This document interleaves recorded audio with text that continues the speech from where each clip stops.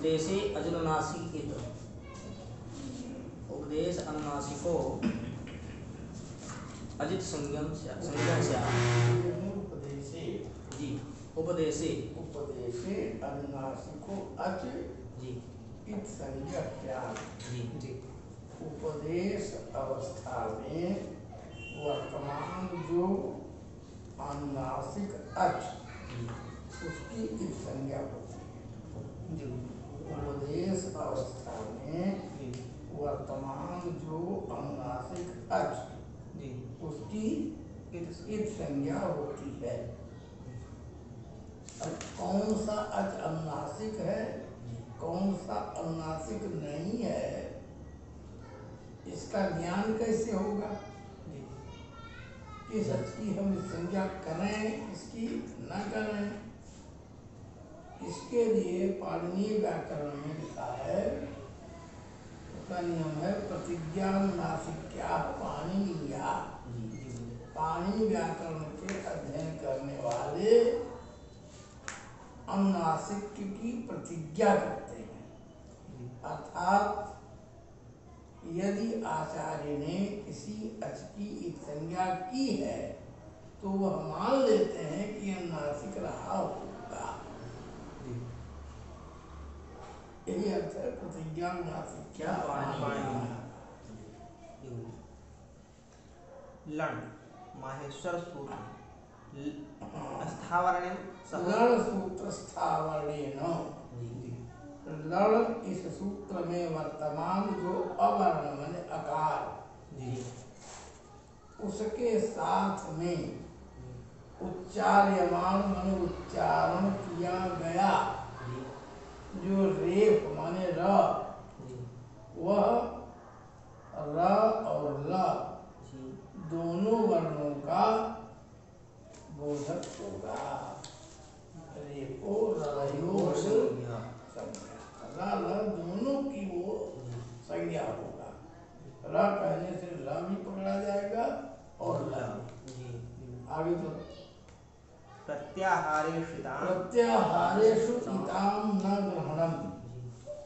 प्रत्याहार के बीच में आने वाले जो इत संज्ञक वर्ण हैं उनका उन प्रत्याहारों में ग्रहण नहीं किया जाएगा। जैसे अच प्रत्याहार अयूर के अ से लेकर अयोज के च तक बनेगा, लेकिन बीच में आने वाले अयूर में रेलृक में क और एवं में ग, इन तीन वर्णों का ग्रहण इस अच प्रत्याहार में नहीं किया जाएगा। अनुनासिकः इत्यादि निर्देशात्। अब लिखा है कि प्रत्याहारों में इस संज्ञक वर्णों का ग्रहण नहीं होगा। इस नियम में प्रमाण क्या है, क्यों ऐसा माना जाए? उस पर कहते हैं कि आचार्य पाणिनि ने मुखनासिका वचनो अनुनासिका में अनुनासिका लिखा है, या उपदेशे अनुनासिक इसमें भी अनुनासिक लिखा है। इस अनुनासिक पद में यदि प्रत्याहारों में क भी इस संज्ञक जो क है का वो भी अच में आता तो क भी अच कहला जाता। तो अनुनासिक में क को अच मानकर स के बाद जो इकार है उसको इको जन से यण होने लगता। पाणिनि ने उसको यण नहीं किया है, इसलिए पाणिनि जी का को अच में नहीं मानते। उनका यही व्यवहार बताता है कि प्रत्याहार में इस संज्ञक वर्णों का ग्रहण नहीं होता है, क्योंकि नहीं अत्र इस स्थल पर ककारे परे ककार के बाद में रहने पर कोई अधिकार दृष्ट नहीं होता। यह जो निर्देश दिया गया है उसी निर्देश से पता चलता है कि प्रत्याहारों में इस संज्ञक वर्णों का क्योंकि यदि होता तो ऋद्धिक का क भी अच कहना जाता। तो अनुनासिक में जो क है वो भी अच मान लिया जाता।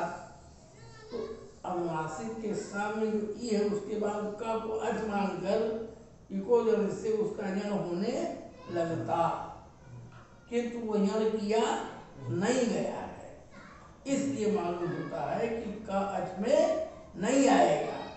तो अब अच में तभी नहीं आएगा जब संयुक्त वर्णों का ग्रहण न किया जाए। नहीं अत्र ककारे परे, इस प्रयोग में ककार वर्ण के परे रहते अच कार्य माने अच संबंधी कार्य, अच को निमित्त मानकर होने वाला जो जड़ कार्य है वो नहीं दिखाई पड़ता। अब कहा कि प्रत्याहार कहते किसको हैं, उस पर कहते हैं आदिरंतेन सहिता इति सूत्रेण कृता संज्ञा। आदिर अंतेर सहिता सूत्र के द्वारा जो संज्ञा की जाए उसे ही प्रत्याहार शब्द से व्यवहार किया जाता है, उसी को प्रत्याहार कहते हैं। प्रत्याहार शब्द का अर्थ है प्रत्याहारिन्ते संक्षिप्यन्ते वर्णा अस्मिन् इति प्रत्याहार, माने जहाँ पर अधिक वर्णों को संक्षिप्त करके बोला जाए उसी को प्रत्याहार कहते हैं।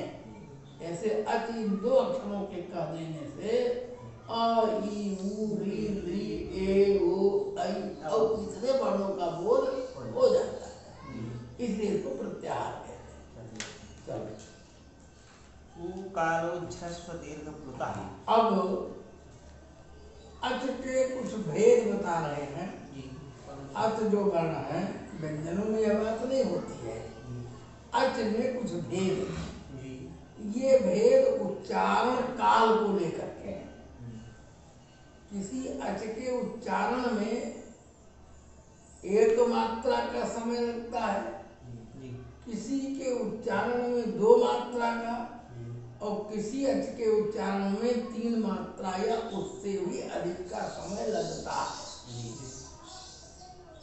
तो एक मात्रा के उच्चारण काल में जो अच उच्चरित होता है उसको ह्रस्व कहते हैं, और 2 मात्रा का उच्चारण काल को लेकर के जो अच उच्चरित होता है उसको दीर्घ कहते हैं, और 3 मात्रा अथवा उस 3 मात्रा से भी अधिक मात्रा में जिस अच का उच्चारण किया जाए उतना समय लगाया जाए उसे प्लुत कहते हैं। ये 3 भेद है, ह्रस्व दीर्घ और प्लुत।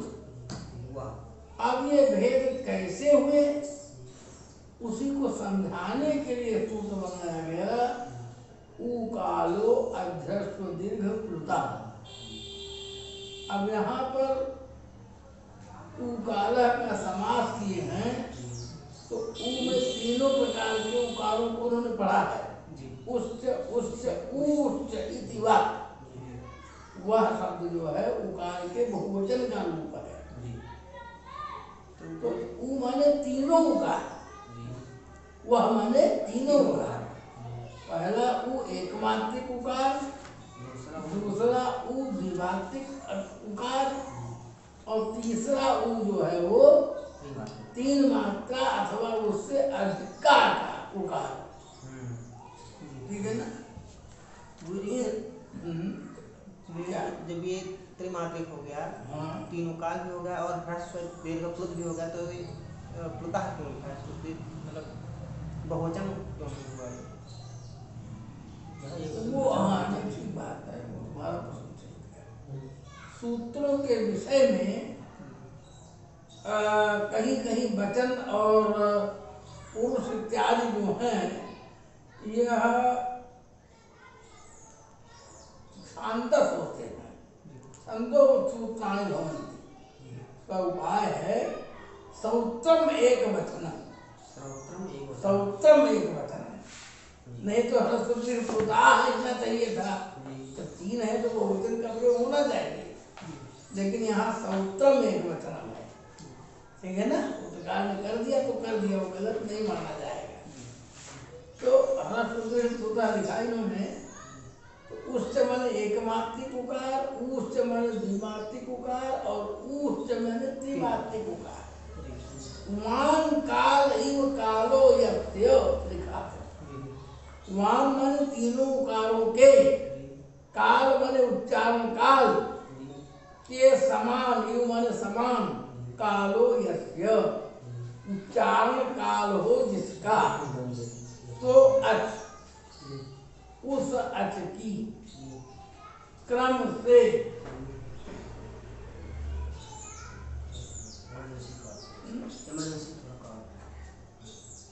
उस अच की क्रम से ह्रस्व और दीर्घ और प्लुत संज्ञा होती है। अब एक प्रश्न यहाँ आता है कि अयूर सूत्र में पहले अकार पढ़ा है, फिर इकार पढ़ा है, फिर उकार पढ़ा है? और आ में भी ह्रस्व दीर्घ प्लुत होता है, ई में भी होता है, ऊ में भी होता है, तो ऊ से क्यों समझाने लगे? अकालो अधर दीर्घ प्लुत क्यों नहीं लिख दिया? आपको छोड़ दिया, ई को छोड़ दिया, ऊ तक क्यों गए? इस प्रश्न का उत्तर है कि सूत्रकार ने लोक प्रसिद्ध उदाहरण को ध्यान में रखा। मात्रा काल का जितना बढ़िया उदाहरण उकार में लोक से मिल जाता है, उतना अकार का नहीं मिलता है। कैसे? तो प्रातः काल में मुर्गे की जो बोली होती है, मुर्गे की बोली आप लोगों ने सुना होगा, वो बोलता है कुकड़ू कुकड़ू। अब कुक में जो है एक मात्रिक का उदाहरण रखा है, कुरु में द्विमात्रिक और कु में त्रिमात्रिक, समझ लीजिए। एक प्राकृतिक उदाहरण उपलब्ध है कि कैसे एक मात्रा उच्चारित होती है, कैसे दो और कैसे तीन। आकार के विषय में एक साथ इस तरह के तीन मात्राओं का कोई लौकिक उदाहरण नहीं मिलता है। इस बात को सरलता से समझाने के लिए उगाल को लिया है और कोई बात नहीं, ठीक है ना? कुटुते उकारे ह्रस्व दीर्घ मात्राया या ह्रस्व दीर्घ प्लुत मात्राणाम लोक प्रसिद्धत्वात् उकालो इति कथितम। ठीक है ना? कुक्कुट रुते, रुत माने शब्द, कुक्कुट के शब्द से, कुक्कुट माने मुर्गा, कुक्कुट रुते और रुते उकारे, एक मात्रिक द्विमात्रिक त्रिमात्रिक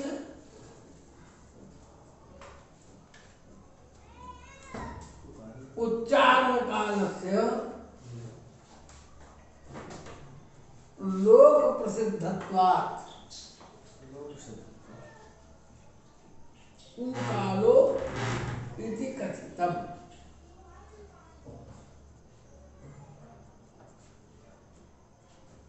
चलो आगे प्रत्येक मुदात्तादि भेदेन त्रिधा। अब ह्रस्व के अन्य भेदों की चर्चा करेंगे। एक ह्रस्व वर्ण के तीन भेद हो गए। जैसे मान लीजिए आकार को आप ले लीजिए, तो ह्रस्व आकार, दीर्घ आकार और प्लुत आकार, तीन भेद हुए। अब इन भेदों के कुछ और भी भेद दे रहे हैं।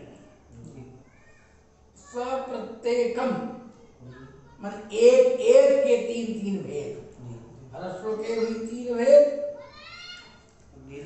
दीर्घ के भी तीन भेद और प्लुत के भी तीन भेद। स्वप्रत्येकम उदात्तादि भेदेन त्रिधा, उदात्तादि भेदों से तीन प्रकार के होते हैं। ये उदात्तादि में तीन आते हैं, एक उदात्त, दूसरा अनुदात्त और तीसरा स्वशलित। ठीक है ना? इसलिए उदात्तादि भेदेन जो है तीन तीन प्रकार के हो गए।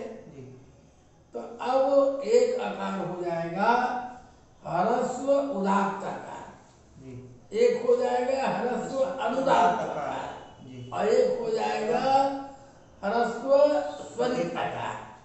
इसी तरह दीर्घ में जाएंगे, दीर्घ उदात्त आकार, दीर्घ अनुदात्त आकार और दीर्घ स्वरित आकार। इसी तरह प्लुत में जाएंगे, प्लुत उदात्त आकार, प्लुत अनुदात्त आकार और प्लुत स्वरित आकार।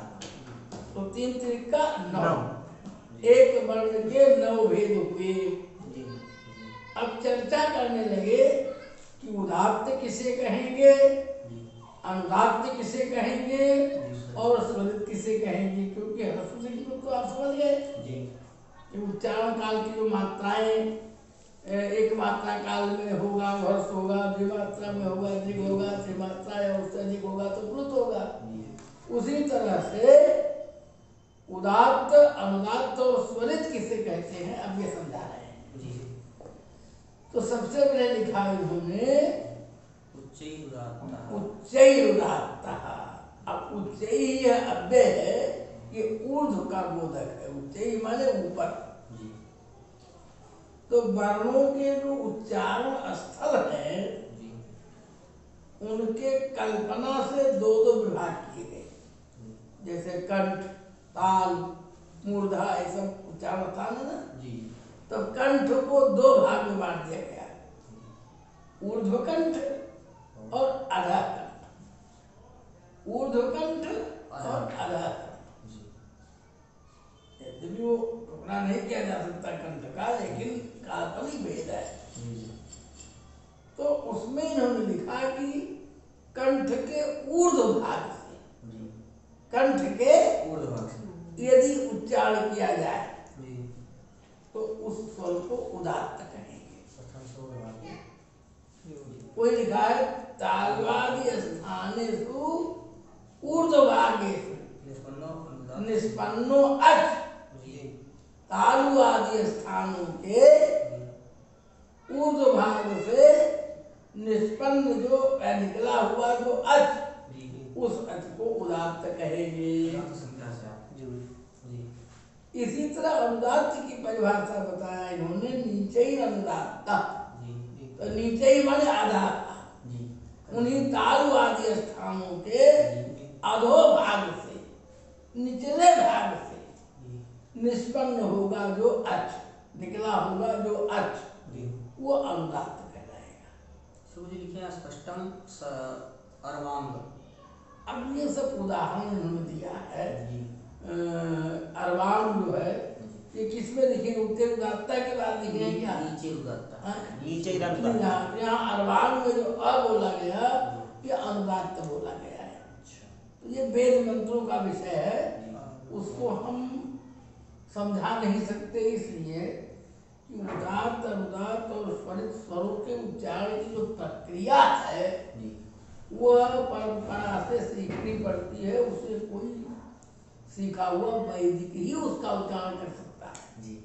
वो स्वर का विषय है, हम बता सकते हैं, लेकिन निचले भाग से कैसे उच्चारण होता है इसका प्रैक्टिकल हम नहीं कर सकते। स्वर को जो सीखा होगा वही कर पाएगा।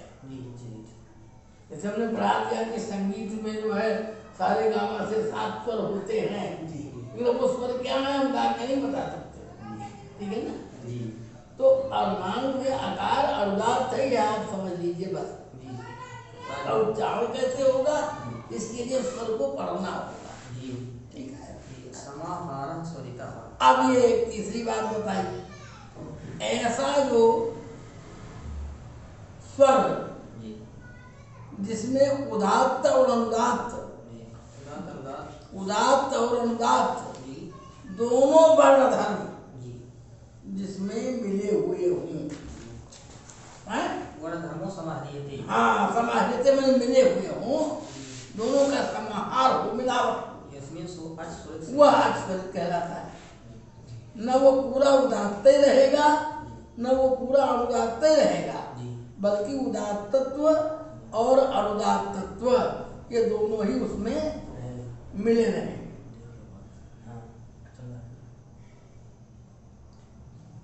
ये दोनों जी मिले रहेंगे, जी उसी को स्वरित कहेंगे।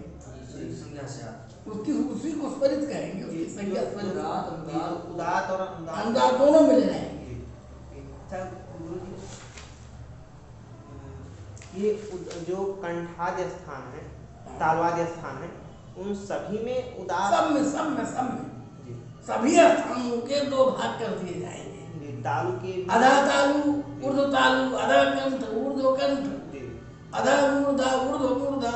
अधा ओष्ठ, ऊर्ध्व ओष्ठ। हाँ, लेकिन ये केवल स्वर के विषय में लागू होगा। ये उदात्त और उदात्त और स्वरित धर्म जो है, ये व्यंजन के धर्म नहीं है, केवल स्वर के वेद है ये। इसे निष्पन्नो अच लिखा है वहाँ, ठीक है ना, अच ही ये उसकी संज्ञा होगी। आप चलो आगे। तस्यादित उदात्तम अधर अर्धम। अब यहाँ पर जो है स्वरित का एक भेद जो स्वरित है, उसमें बात हो गई कि उदात्त धर्म भी मिलेगा और अनुदात्त धर्म भी मिलेगा।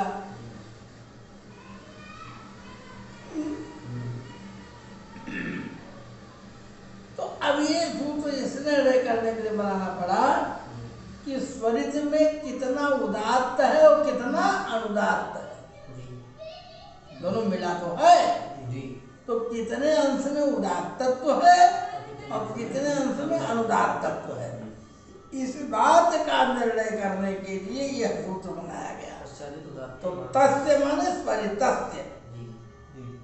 तस्य शब्द का अर्थ है स्वरित, स्वरित के, उस स्वरित के आदिता माने पहले से, अर्धम उदात्तम, स्वरित वर्ण में पहले से आधा उदात्त होगा। लेकिन अब आधा उदात्त में एक बात फंसी हुई है, यहाँ जो अर्ध शब्द है ये आधी मात्रा में रूढ़ है। जैसे अर्धह्रस्वम जो लिखा है, ये लिखा है ह्रस्व ग्रहणम अतंत्रम, इसी के आगे लिखा है ह्रस्व ग्रहणम अतंत्रम।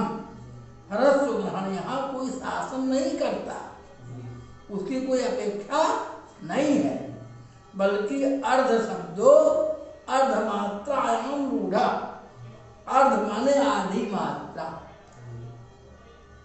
अर्ध माने क्यों कि ह्रस्व स्वरित जो है जब हम लेंगे तो ह्रस्व स्वरित, ह्रस्व वर्ण में कितनी मात्रा होती है, कहीं ना, ह्रस्व वर्ण में कितनी मात्रा होती है, एक, क्योंकि ह्रस्व वर्ण एक के होता है, एक मात्रा, तो उसमें आधी मात्रा उदात्त और आधी मात्रा अनुदात्त, यही तो रहेगा। कौन ओर से रहेगा, वो भी कहेंगे आदिता, पहले आधी मात्रा उदात्त और बाद वाली आधी मात्रा अनुदात्त। ये तो हर सूरत की व्यवस्था हो गई। जब हम दीर्घ स्वरित में जाएंगे तो स्थिति बदल जाएगी। क्या बदलेगी कि दीर्घ जो वर्ण है ये द्विमात्रिक होता है, उसमें कितनी मात्रा होती है, और ये अर्ध शब्द खाली आधी मात्रा का बोधक है, तो दीर्घ में भी आधी मात्रा ही उदात्त होगी, उसकी 1.5 मात्राएं अनुदात्त रहेगी। उत्तरार्धम तो परिशेषाद अनुदात्त, बाद में जो बचेगा वो चाहे 1 बचे चाहे 1.5 बचे, वो सब अनुदात्त हो जाएगा। इसी तरह जब हम स्वरित में जाएंगे तो स्वरित के प्लुत में जाएंगे तो प्लुत में 3 मात्रा हो जाएगी, उसमें भी आधी से आधी मात्रा ही उदात्त होगी और बाकी बची 2.5 मात्राएं अनुदात्त होंगी, ठीक है ना। वही लिखा अर्ध शब्द, अर्ध मात्रा शब्दों, अर्ध शब्दों अर्धमात्रा रूढ़ा, अर्ध शब्द जो यहाँ पर है आधी मात्रा में रूढ़ है, इसे उत्तरार्धम तू परिशेषाद अनुदात्तम, जो बाद में बचेगा वो अपने आप अनुदात्त हो जाएगा। आगे पढ़िए।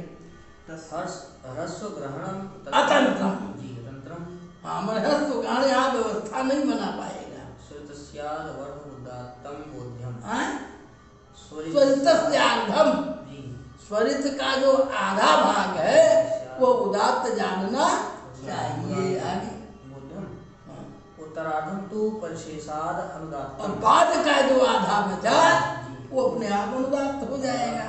तस्य चोदात्तस्व परि परत्वे। जी परत्वे जी परत्वे श्रवणम स्पष्टम। वह स्वरित जो है उदात्त के बाद या स्वरित के बाद उस अनुदात्त का श्रवण होता है वेद मंत्रों में, ठीक है ना। इस स्वर के बाद कौन स्वर आएगा, ये वेद मंत्रों की व्यवस्था बता रहे हैं। जब अन्यत्र उदात्तात् श्रुति, अन्यत्र तो उदात्त श्रुति, जहाँ पर उदात्त और स्वरित का फर्क नहीं मिलेगा वहाँ पर उदात्त ही रहेगा, वहाँ अनुदात्त का श्रवण नहीं होगा। ये लिखते हैं। प्रातिशाख्य। ये बात प्रातिशाख्य। प्रातिशाख्य किसको कहते हैं, वेद के भाष्य को। जी शाखाम शाखाम प्रतिशाखाम अधिकृत्य कृतोदगंता प्रातिशाख्यम, जो वेद की शाखाओं को अधिग्रहित करके उस पर जिस ग्रंथ का निर्माण किया गया है उसका नाम है प्रातिशाख्य। ये वेद भाष्य को कहते हैं। प्रातिशाख्य। तो वेद का जो भाष्य है उसमें इस व्यवस्था को विस्तार से स्पष्ट किया गया है। अधिक जानकारी के लिए वहाँ पढ़ना चाहिए। इसमें थोड़ा उदाहरण दिए हुए हैं। क्या क लिख करके क लिख करके एक लिखे, फिर लिखे वो श्वा, प्रधानाम न ये नरा। रुको रुको रुको, वो एक वेद मंत्र है उसी का उदाहरण है। अच्छा जी अब इसमें जो है को ये हर सुस्वरित का उदाहरण है। जी जी कैसे उदाहरण है, तो को शब्द कैसे बनता है नहीं जानते हो तुम लोग, बताओ। नहीं जानते। नहीं आती। किम शब्द का रूप है क्वा, किम शब्द का रूप है क्वा। किम को क्वा आदेश हो जाता है कहाँ, जहाँ किम शब्द से अत प्रत्यय परे हो। किमो अत सूत्र है। कौन सूत्र है, वो अच किमो अत। जी अत किम शब्द से अत प्रत्यय होता है। तो अब किम अत बना, अत में त की संज्ञा हो जाती है, तो किम और रह गया और क्वादि सूत्र से किम को क्वा आदेश हो गया, तो क्वा हल होता है, वो आ मिल जाता है अत वाला, तो क्वा बन गया। क्वा माने पुत्र, वही है ना। तो यह क्वा शब्द जो है ये अत प्रत्यांत है। अत प्रत्यांत में तकार की संज्ञा हुई है। तो स्वर प्रक्रिया में वेद के एक सूत्र है तित स्वरितम, तित स्वरितम तित स्वरितम, जी तित स्वरितम। स्वरितम ये कहता है कि जहाँ पर तकार की संज्ञा हुई हो जी उस शब्द में स्वरित स्वर होता है। कौन स्वर होता है, स्वरित स्वर। तो क्वा में जो प्रत्यय है, क्योंकि अत प्रत्यय है, यहाँ तकार की संज्ञा हुई है, इसलिए यहाँ पर स्वरित स्वर होगा। जी अब वा में रहने वाला जो अकार है वो कैसा है, ह्रस्व है, और इस स्वरितम के नियम से स्वरित हो गया, तो वह क्वा जो है ह्रस्व स्वरित का उदाहरण है। ठीक है ना। अब आगे है रथानाम ये अरा, ये जो है ये दीर्घ स्वरित का उदाहरण है। क्यों, यहाँ यत शब्द है, यत शब्द है। यत शब्द से जस प्रत्यय का रूप है। यह यौ ये सर्वनाम, यह यौ ये। तो यत से रानी रामा से तो रूप होके यह बना, जसा सी से जस को सी हुआ, या ई हुआ, और फिर आगुआ से गुण हुआ, तो ये बना। अब ये द्विवार्तिक हो गया एकार की नहीं, तो दीर्घ वर्ण हो गया। अब यहाँ पर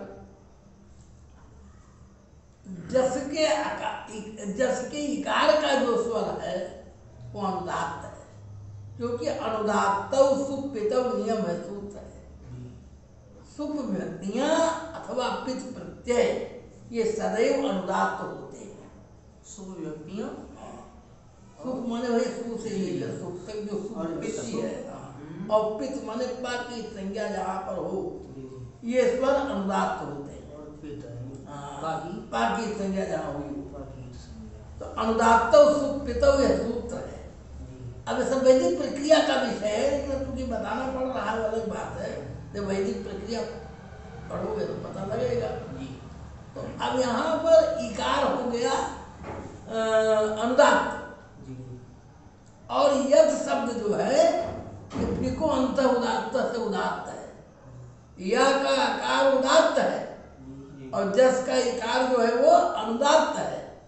अब इन दोनों को मिलकर के जब दीर्घ हुआ ए, तो उदात्त तो भी मिला, अनुदात्त तो भी मिला, तो वो हो गया स्वरित। तो ये दीर्घ स्वरित का उदाहरण है। अब चलो आगे। जी अभी सतचक्रम यो न जो है जी सतचक्रम यो हाँ यो या अब या जो है ये अहिया है। वास्तव में अहि शब्द का ये जस का रूप है। तो यहाँ पर अहया बनना चाहिए, लेकिन इकार का लोप होकर यहाँ आई शब्द से फिर वो जड़ कर देते हैं, अहिया बना लेते हैं, गुण करके जड़ कर देते हैं, वेद में अहिया रूप बनता है। यह भी जो है अनुदात्त ही है, बाद वाला रूप होने के नाते ये भी स्वरित हो जाता है। आगे पढ़ो। इत्यादि स्वानुदात्तः इत्यादिषु अनुदात्त, इन सब में अनुदात्त का श्रवण है। चलो अग्निमीले इत्यादा अनुदात्त श्रुति इत्यादि उदात्त श्रुति होगा। और अग्निमीले पुरोहितम,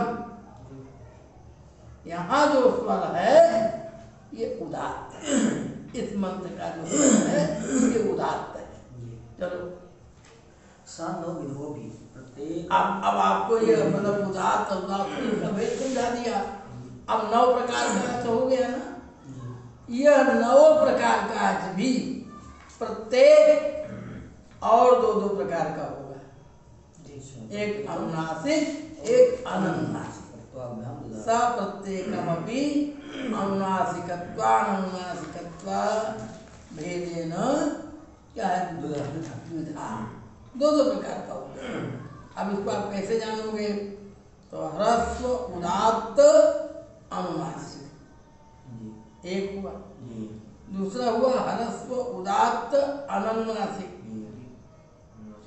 फिर हुआ ह्रस्व अनुदात्त अनुनासिक, ह्रस्व अनुदात्त अनुनासिक, फिर हुआ ह्रस्व स्वरित अनुनासिक और ह्रस्व स्वरित अनुनासिक। इसलिए ह्रस्व के 6 भेद हो गए।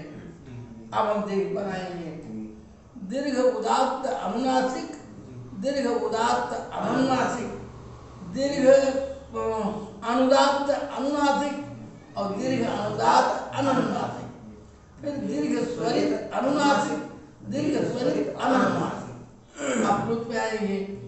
प्लुत उदात्त अनुनासिक, प्लुत उदात्त अनुनासिक, प्लुत अनुदात्त अनुनासिक, प्लुत अनुदात्त अनुनासिक, प्लुत स्वरित अनुनासिक, प्लुत स्वरित अनुनासिक।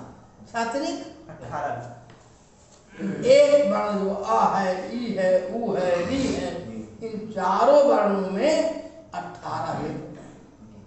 अब प्रश्न आता है कि अनुनासिक तो आपने कह दिया, लेकिन अनुनासिक कहते किसको है यह नहीं पता है। उसको बताने के लिए आया सूत्र मुख नासिका वचनो अनुनासिका। मुख सहित नासिकयोच्चार्यमानो वर्णो, मुख के साथ मुख का सहयोग लेकर नासिका का भी साथ लिया जाए इस वर्ण के उच्चारण में, उसी को अनुनासिक कहते हैं। मुख सहित नासिकयोच्चार्यमानो वर्णो अनुनासिक संज्ञा त्याग। और जिसमें नासिका का सहयोग नहीं लिया गया, जिससे भिन्न है, वो अनुनासिक है। एक बता दिया तो दूसरा अपने आप पता चल गया। तदित्थम आयु वर्णानाम प्रत्येकम 18 भेदा। अ ई उ री इन 4 वर्णों के एक एक वर्ण के 18 भेद हुए। लि वर्ण से द्वादश, लि वर्ण के 12 भेद होंगे। क्यों? लि वर्ण में दीर्घ नहीं होता, लि वर्ण में कभी दीर्घ नहीं, इसलिए उसको ह्रस्व वाले 6 भेद और प्लुत वाले 6 भेद ये 12 है। लिख दिया तस्य दीर्घा भावात्, उसमें दीर्घ नहीं होता है। एचाम अपनी द्वादश, ए ओ आई औ, ये जो 4 एच हैं इनके भी 12 भेद होंगे, क्योंकि हमेशा ये द्विमात्रिक या त्रिमात्रिक मिलेंगे, एक मात्रिक नहीं मिलेंगे। ये ह्रस्व नहीं होते तो ह्रस्व वाला साइड में कट जाएगा। एचाम अपनी द्वादश तेषां ह्रस्वा भावा, हो गया ना? ठीक। अब तुल्यास अब देखा समझो आगे